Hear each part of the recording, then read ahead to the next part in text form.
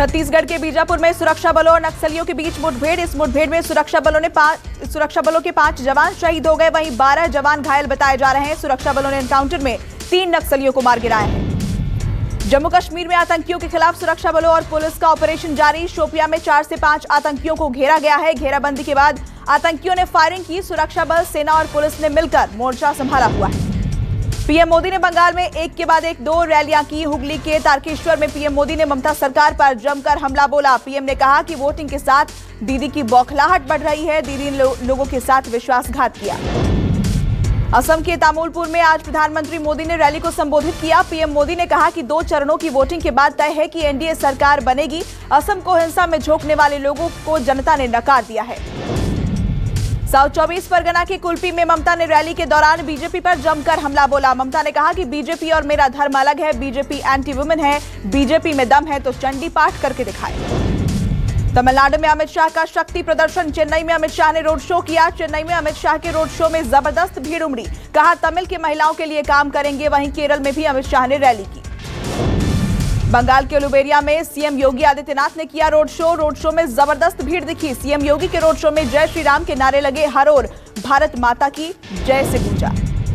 नितिन गडकरी ने झारखंड के अधिकारियों को कड़ी नसीहत दी है। गडकरी ने कहा कि अगर सड़क के निर्माण में किसी तरह की लापरवाही होगी तो ये बर्दाश्त नहीं होगा। कोई गड़बड़ी हुई तो अधिकारियों और ठेकेदारों पर सख्त एक्शन लिया जाएगा। एंटीलिया केस में सचिन वाजे की रिमांड और बढ़ा दी गई है। एनआईए कोर्ट ने सचिन वाजे को 7 अप्रैल तक रिमांड पर भेजा। वहीं एंटीलिया केस में एनआईए ने एक और कार बरामद की है। एंटीलिया केस में अब तक 9 कार बरामद की गई है। निर्वाचन आयोग ने बीजेपी नेता हेमंता बिश्व शर्मा पर लगे बैन की अवधि घटा दी है। हेमंता शर्मा पर 48 घंटे के चुनाव प्रचार के बैन को अब 24 घंटे के लिए कर दिया गया है। वहीं प्रियंका गांधी ने चुनाव आयोग पर सवाल उठाते हुए कहा कि किस दबाव में धमकी देने वाले बीजेपी नेता पर बैन घटाया। देश में कोरोना को लेकर बेहद डराने वाले आंकड़े सामने आए हैं। एक दिन में रिकॉर्ड तोड़ 89,000 से ज्यादा केस। देश में कोरोना से मौत के आंकड़े भी बढ़े।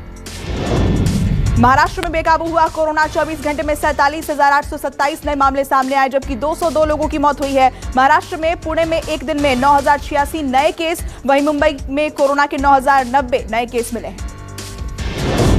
दिल्ली में कोरोना ने पकड़ी रफ्तार। एक दिन में सामने आए 3,567 नए केस, 14 की मौत। दिल्ली यूनिवर्सिटी के एक कॉलेज में कोरोना विस्फोट। नामचीन कॉलेज में 13 छात्र और 2 कर्मचारी कोरोना पॉजिटिव मिले। कोरोना के बढ़ते कहर के बाद यूपी, दिल्ली के बाद हिमाचल और कर्नाटक में भी स्कूल बंद हुए। कर्नाटक में कक्षा 6 से 9 तक के सभी स्कूलों को बंद करने का आदेश दिया गया।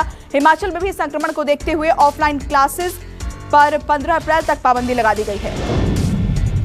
कोरोना से पीड़ित जम्मू कश्मीर के पूर्व सीएम फारूक अब्दुल्ला अस्पताल में भर्ती हुए। 30 मार्च को कोरोना हुआ था। फारूक अब्दुल्ला कोरोना वैक्सीन की 1 डोज ले चुके हैं। उमर अब्दुल्ला बोले जल्द ठीक होने की दुआ करें। कोरोना के बढ़ते मामलों को देखते हुए इलाहाबाद हाईकोर्ट ने नई गाइडलाइन जारी की है, जिसके तहत अब सिर्फ जरूरी मामले ही ऑनलाइन सुने जाएंगे। राजस्थान की जोधपुर आईआईटी में 12 छात्र और कोरोना संक्रमित पाए गए। 3 दिन में अब तक आईआईटी के 56 छात्र कोरोना पॉजिटिव पाए गए हैं। कैंपस में कोरोना संक्रमण की पुष्टि के बाद सभी छात्रों का कोरोना टेस्ट किया जा रहा है। पंजाब सरकार ने दिल्ली की तर्ज पर महिलाओं के लिए फ्री यात्रा की सौगात दी। महिलाओं ने सरकार के इस फैसले का जोरदार स्वागत किया। सीएम अमरिंदर सिंह के ऐलान के बाद पूरे पंजाब में ये सेवा लागू कर दी गई है, यानी अब बस में यात्रा करने के लिए महिलाओं को किराया नहीं देना होगा। यूपी के बाराबंकी में पंचायत चुनाव के दौरान दहशत फैलाने की कोशिश नाकाम। पुलिस ने पकड़ा अवैध हथियारों का जखीरा। पुलिस ने 3 अवैध हथियार की फैक्ट्री का भंडाफोड़ किया है। इसके साथ ही 3 आरोपियों को भी गिरफ्तार किया। रूस के एक अस्पताल में भीषण आग लग गई। जिस वक्त भीषण आग लगी उस समय अस्पताल में डॉक्टर एक हार्ट सर्जरी कर रहे थे। डॉक्टरों ने जान पर खेलकर जलते अस्पताल में 2 घंटे में सर्जरी पूरी की। बिहार के अररिया में पुलिस ने 5 लोगों को गिरफ्तार किया। व्यापारी को लूटने की फिराक में थे अपराधी। एमपी छतरपुर में दिल दहला देने वाली घटना। भतीजे ने की सगे चाचा की हत्या। आरोपी भतीजे ने चाचा पर कुल्हाड़ी से किया वार। जमीनी विवाद को लेकर दिया वारदात को अंजाम। यूपी के बाराबंकी में पंचायत चुनाव के दौरान दहशत फैलाने की कोशिश नाकाम। पुलिस ने 3 अवैध हथियार फैक्ट्री का भंडाफोड़ किया।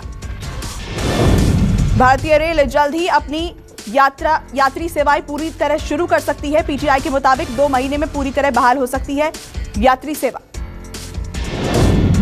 यूएस कैपिटल हिल इलाके में फायरिंग से हड़कंप। कार की टक्कर से अफसर की मौत हुई। अमेरिकी पुलिस ने संदिग्ध को भी मारा।